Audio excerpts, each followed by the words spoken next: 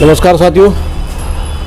Platelets, thrombocytes या फिर बिम्बाणु, हिंदी में हम बिम्बाणु बोलते हैं इसको।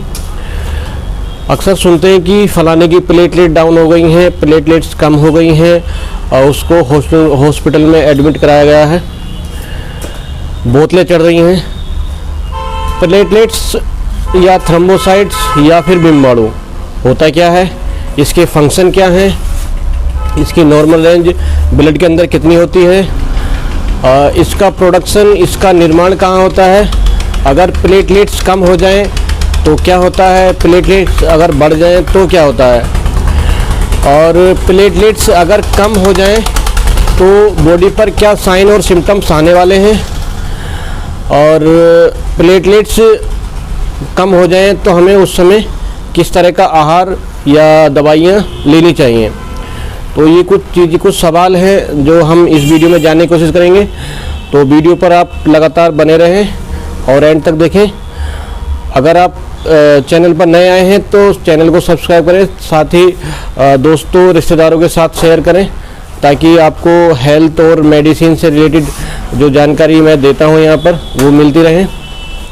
तो स्टार्ट करते हैं कि भाई प्लेटलेट्स होती क्या हैं। दोस्तों, जैसा हम जानते हैं एक स्वस्थ मनुष्य में लगभग अगर कोई 72 किलो का है तो उसमें 5 से 6 लीटर खून होता है, और खून जो बना होता है वो प्लाज्मा और सेल्स से मिलकर बना होता है। लगभग 55% उसमें प्लाज्मा होता है और सेल्स, बाकी की सेल्स होती हैं। सबसे ज़्यादा आरबीसी होती है उसमें, फिर डब्ल्यूबीसी जिन्हें ल्यूकोसाइट्स बोलते हैं, और फिर कुछ थोड़ी बहुत प्लेटलेट्स होती हैं। डब्ल्यूबीसी और प्लेटलेट्स ज़्यादा उसमें नहीं होती हैं, लगभग 1 या 2% दोनों होती हैं। तो प्लेटलेट्स का काम क्या होता है? प्लेटलेट्स का काम होता है ब्लड को थिकर यानी कि थोड़ा गाढ़ा बनाना, और एक तरह से क्लोटिंग का काम करती है। अगर जैसे मैं फंक्शन बता रहा हूँ कि प्लेटलेट्स का फंक्शन क्या होता है। प्लेटलेट्स अगर कहीं हमारे कट लग जाता है, चाकू लग गया और जो ब्लड वेसल्स है वो डैमेज हो गई हैं, वहाँ से खून आ रहा है, तो प्लेटलेट्स क्या करती हैं, वो सारी इकट्ठी होकर वहाँ पर चिपक जाती है, और चिपकने के बाद में वो वहाँ ब्लड का क्लोट कर देती हैं, जिससे ब्लड बहना रुक जाता है। तो ये प्लेटलेट्स का कार्य होता है। अभी बात करते हैं कि प्लेटलेट्स की जो नॉर्मल रेंज होती है या होनी चाहिए ब्लड के अंदर, वो कितनी होनी चाहिए। तो इसकी प्लेटलेट्स की जो नॉर्मल रेंज है वो 1.5 लाख से 4 लाख या 4.5 लाख तक ब्लड में होनी चाहिए। अगर इससे ज़्यादा है तो भी नुकसानदायक है, अगर इससे कम होती है तो भी नुकसानदायक है। और जैसा कि प्लेटलेट्स बनती कहाँ पर है, उसका निर्माण कहाँ होता है, तो प्लेटलेट्स का जो निर्माण होता है वो हमारी बोन मैरो में होता है।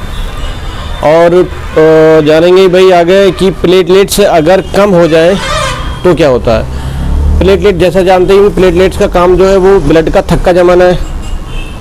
अगर प्लेटलेट्स कम होती हैं, बहुत ज़्यादा कम हो जाती हैं, तो इंटरनल ब्लीडिंग होने के चांस रहते हैं। जैसे मसूड़ों से खून आना, नाक से खून आना, या मल के रास्ते खून आ जाना, और इंटरनल जो ऑर्गन है उनमें खून बहना शुरू हो जाता है प्लेटलेट जब बहुत ज़्यादा कम हो जाती हैं। तो किन कंडीशन में होती है प्लेटलेट्स कम?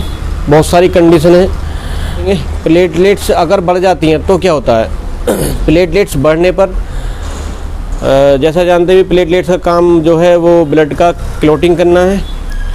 तो अगर प्लेटलेट्स बढ़ जाती हैं तो कहीं भी प्लेटलेट्स थक्का जमा सकती हैं, हार्ट अटैक आ सकता है। तो इसलिए अगर बढ़ रही हैं तो भी नुकसानदायक है, अगर ज़्यादा कम हो रही हैं तो भी नुकसानदायक है। तो नॉर्मल ही रहनी चाहिए प्लेटलेट्स। और प्लेटलेट्स कम होने के कारण, वो क्या कारण हो सकते हैं? वायरल इन्फेक्शन होता है, हो सकता है जैसा डेंगू है, डेंगू में बहुत तेज़ी से प्लेटलेट्स कम होती हैं, घटती हैं, या हेपेटाइटिस सी है, HIV में भी कम होती हैं प्लेटलेट्स, या कभी कभी कुछ बैक्टीरियल इन्फेक्शन में भी जो कम हो जाती हैं प्लेटलेट्स।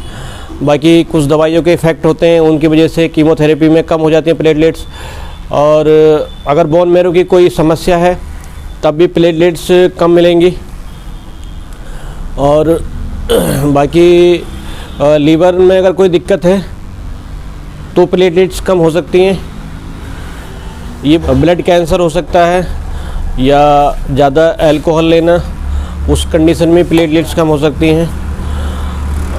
बाकी जैसे वायरल इन्फेक्शन हुआ है, डेंगू हुआ है, तो उस कंडीशन में हमारी प्लेटलेट्स तो कम होती हैं, साथ ही WBC भी कम होती हैं और RBC भी कम होती हैं।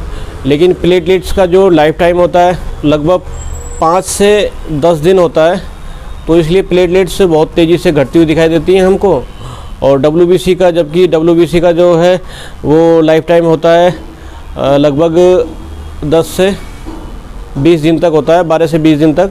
तो कम वो भी होती हैं लेकिन उतनी ज़्यादा कम नहीं होती हैं।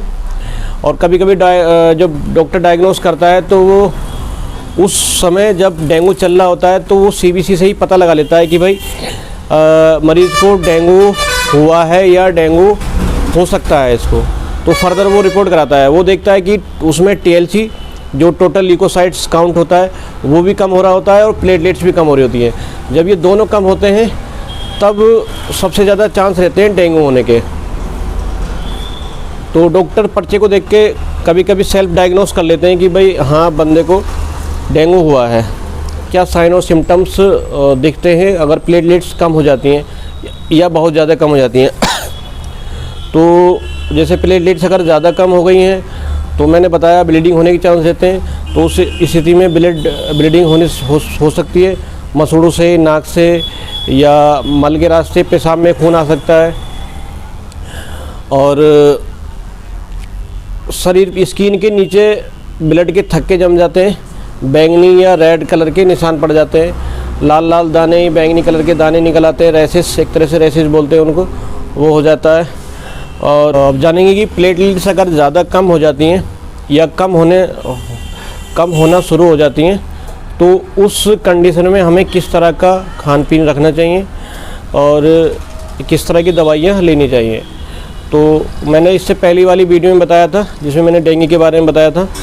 तो उस कंडीशन में हमको ज़्यादातर मोस्टली लिक्विड फ्लूइड, यानी कि फ्लूइड में जो खाना है हमारा वो फ्लूइड होने चाहिए, एक तरह से लिक्विड सबसे ज़्यादा लेना चाहिए। ऑक्सीडेंट फ्रूट आते हैं, सिट्रस फ्रूट हैं वो ले सकते हैं, जूस ज़्यादा मात्रा में लिया जाए, और प्रोटीन रिच फूड ले सकते हैं। तो इस तरह की अगर चीज़ें हम करते हैं तो उससे प्लेटलेट्स हमारी बढ़ जाती हैं। बाकी नॉर्मली कैरीपिल नाम फेमस है, जिसमें पपीता और गेहूं का एक्सट्रैक्ट मिला होता है, और बकरी का दूध भी लेते हैं लोग। जूस वगैरह, सिट्रस फ्रूट, कीवी फल आता है, ये सब चीज़ें हम ले सकते हैं जिनसे प्लेटलेट्स बढ़ाने में मदद मिल सकती है। तो ये प्लेटलेट्स के बारे में था वीडियो, और कैसा लगा कमेंट कर ज़रूर बताएं दोस्तों। साथ ही शेयर करें दोस्तों के साथ में।